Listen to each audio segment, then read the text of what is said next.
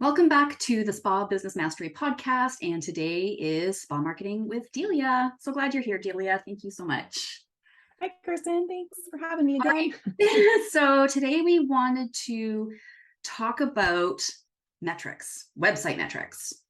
And we know that most of you as spa owners hate metrics, hate KPIs, want to avoid it as much as possible because it's totally overwhelming. And most of the time you don't really even know what you're looking at. So that makes it even more overwhelming and just kind of makes you end up feeling like you're not very smart. And it has nothing to do with how smart you are. It just means you don't know something that is relevant for your business. So that's what we're doing today. We're talking about 3 Google Analytics that turns visitors into spa clients from your website. Mm-hmm. All right, Delia, let's get started. Why don't All you right. tell us what is Google Analytics? All right. Well, Google Analytics is something that you connect to your website. There's a little bit of code that needs to get added. And what that does is it collects the data from your website. So it gives you, tons of metrics that, lots of tools to help you understand your website traffic, how it's working for you, if it's working or not working. And it gives you the ability to take those insights and turn those into actions so that if you are struggling with getting visitors to your site and converting them to actual clients, there's definitely some data that you can take a look at to help you make those decisions. Yeah. So why do spa owners need to know about Google Analytics? Well, you've heard us talking about it before. Mm-hmm. You cannot make wise marketing decisions or wise business decisions if you are just going by what you think is happening. And what makes it more problematic for the spa industry is that most of us that have been spa owners or are spa owners, we haven't had any formal business training. So we've just kind of been winging it. And when that happens, there's lots of places where you've just got blind spots that you don't even know that they're blind spots. Mm-hmm. So true. So the reason why we're talking about this today is because we've been doing a lot of website rehabs over the past 6 months. Mm-hmm. And one of the things we notice when a new client is coming to us for a website rehab is that their website isn't working for them, meaning they're not bringing in the right ideal client. They're not, converting over to bookings. And so we really, really need to get smart about things when we're just feeling like something isn't working and we don't know what it is. So we absolutely need to turn to metrics, or they're also termed as KPIs, key performance indicators, so that we actually see what is really happening based other than what we think is happening.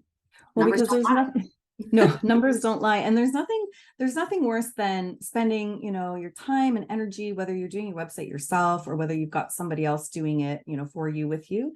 There's nothing worse than, having your final end product and then crickets and you don't really understand why. And you've got this beautiful site and it's just not doing what you want it to do. So like Kirsten said, those KPIs, those metrics, they can be overwhelming and quite frankly, they can be boring. However, I will say from experience that when you understand what you're seeing, then it gets really interesting because we're all invested in our businesses, and when we know what's happening, we can easily identify why your marketing is or isn't working, and gives you, the tools to be able to take proper action so that you know exactly what it is that needs to change. You can see, some really great data, and then you can likely find some things that are working against you. And so it gives you that opportunity.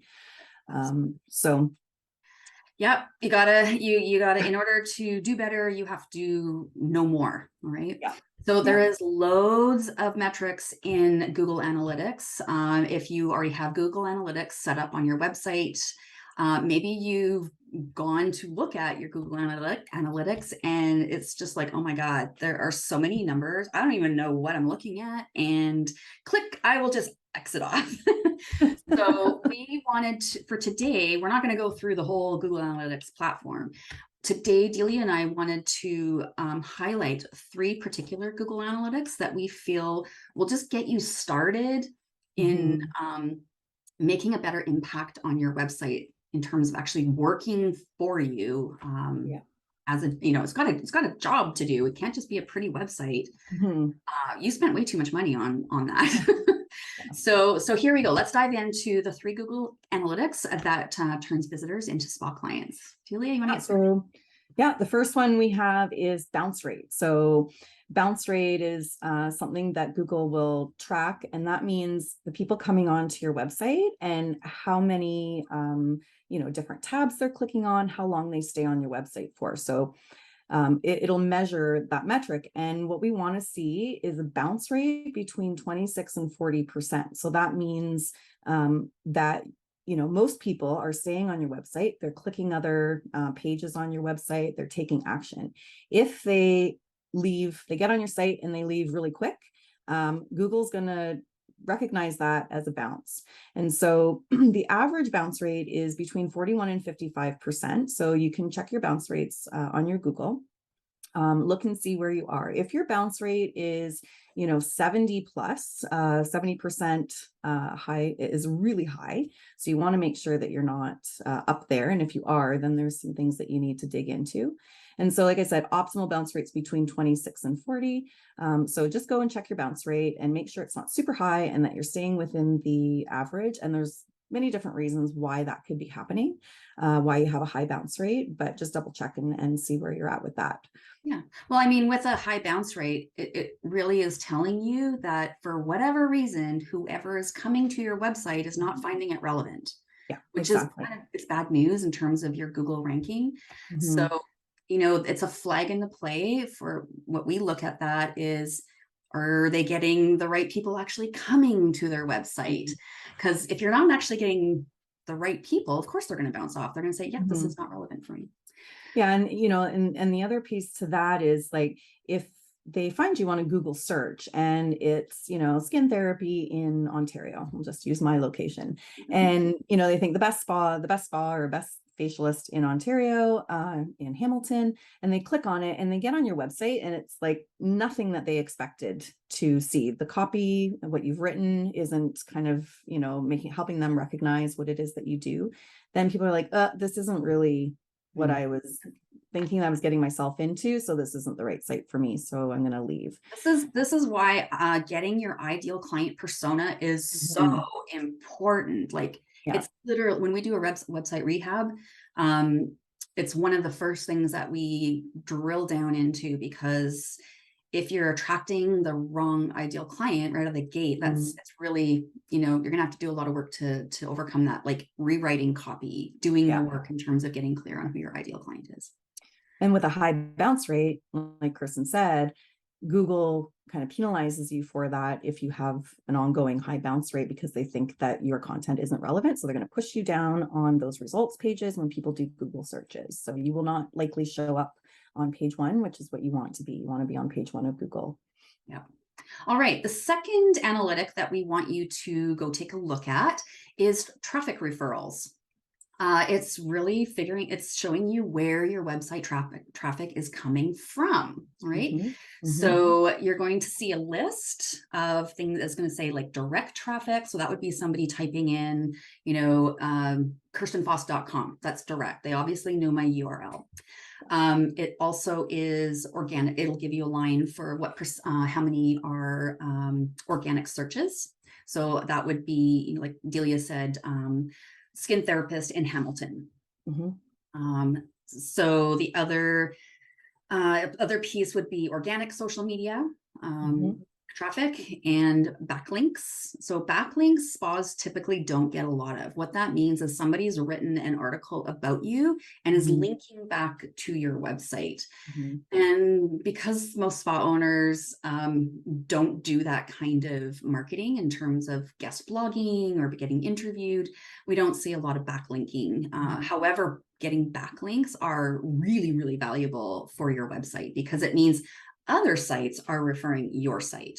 Yeah, that gives you a big boost on Google. And when we say organic search, we mean search that isn't ads. You're not paying for it. So this is just authentic people searching for spas. So this particular metric in traffic referrals, we do get questions from spa owners. When we're talking about social media, Mhm. And there's this expectation that I do a post on social media and it drives traffic right to my website. It doesn't work that way, but Mhm. you do want to see kind of healthy traffic coming from social media. Please do not expect it to be the only thing or the highest thing that's going to drive traffic.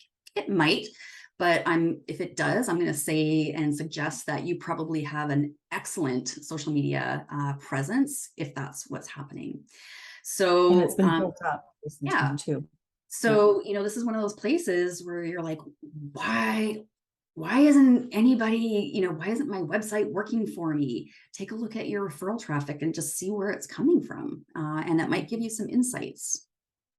And the other thing about kind of seeing if it's coming from your social media, right? So if your social media, it's the links that they're clicking, that link in bio, and they're filtering through your website. And so social media is a great tool for awareness, and doesn't necessarily, every single time someone sees a post is going to convert, but what it does is it gets people interested and aware of your brand. They may click links, in your bio, and that takes them to their website, and they may, poke around in there. Mm. Doesn't necessarily mean they're ready to buy, but they're now a little bit more aware of you. So you want to make sure that, any type of marketing that you're doing, whether it be your website, whether it be social media, whether it be blogging, whether it be, interviews or other podcasts, you want to make sure that you can identify where that traffic is coming from. Again, it helps you make better decisions so that Yeah. where your efforts are actually working. So for me on my website, I get a lot of direct traffic, but it's Mhm. because I do a lot of blog, like every 2 weeks, we've got a blog and a podcast that goes out in an email. And so when they click the blog Mhm. in their email, that's considered direct traffic. It'll show up as direct traffic. So Absolutely. there's kind of multiple places where direct traffic can come from. And so if you're on social media, this is why we're so big into blogging. Mhm. The spa industry's got a lot of knowledge to share, and sharing that knowledge also ranks up your website and gets more people kind of the right traffic coming to it. Yeah. Yeah. The third metric that we want you to be aware of, and this is really important because, again, if you're not getting the traffic coming to your website, converting into clients, then you really have to look at where your demographics are coming from. So you want to go on your Google Analytics, you want to go to your demographics overview, and you want to make sure you'll be able to see which country and which cities they're coming in. So you want to see where you want to make sure that your country and city are getting the most traffic. You're likely going to see some from other countries that are irrelevant. That's okay. If you are seeing other countries and cities that are not yours as you're, kind of getting the most traffic, that's a really big indicator that you've got a huge SEO issue that needs to be resolved.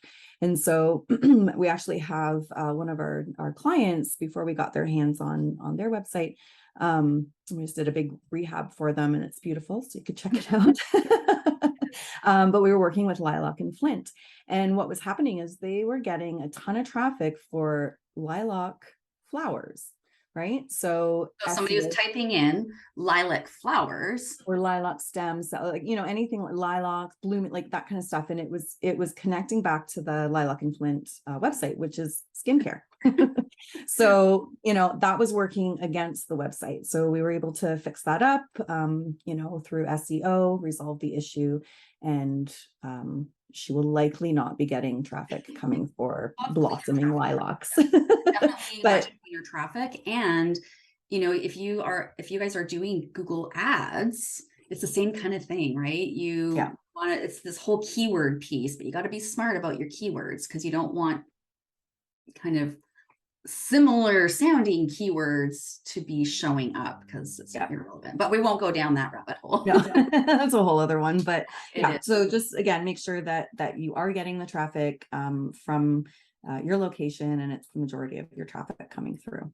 One of my coaching clients, this was many years ago, she was having the same issue in terms of like, why is my website not producing any bookings? This is driving me Mhm. crazy. Mhm. I've spent thousands of dollars on it.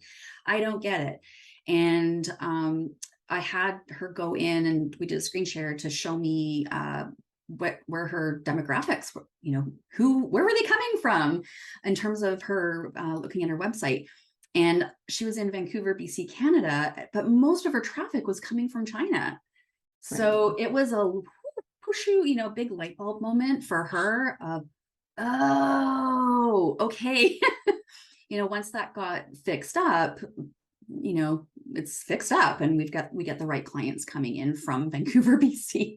Yeah, it'd be really hard to create a client, And converting clientele from a different country. And if you were just throwing money at like ads, like Google ads, even Facebook ads, Instagram ads, and you didn't know, and you were driving, like if you didn't know, you'd be using all this messed up data. It just gets expensive and messy. So it's a easy piece to look at to figure if you're on the right track in terms of demographics. And I think we had that with one of our clients doing ads. They were just getting from a different ad manager that doesn't work with us. And she was getting traffic from places that were irrelevant to Totally her. irrelevant. Yeah. And that was all keyword. Yeah. All right. So bounce rate, traffic referrals, and your demographics overview. Those are the 3 Google Analytics metrics that we would like to introduce you to. And our call to action today is if you have Google Analytics set up, get in there, take a look at these 3 particular metrics, and let us know what you find. Were you surprised at what you found? Was there some aha moments of like, ooh, this might be why? Please share with us if you want to comment on whatever platform you're listening on or watching on, or you can send us an email to Kirsten@kirstenfoss.com. And if you don't have Google Analytics set up, like Delia said, it's a piece of code that needs to go into your website. We would be happy to set that up for you. We have a team member that knows how to do this. So please just reach out and we can book a call to chat about what that looks like for you. All right, that's it for us for Spa Business Mastery, our special of the month, Spa Marketing with Delia. Thanks for being here, Delia. And she'll be back here next month. Take care, everyone. I will.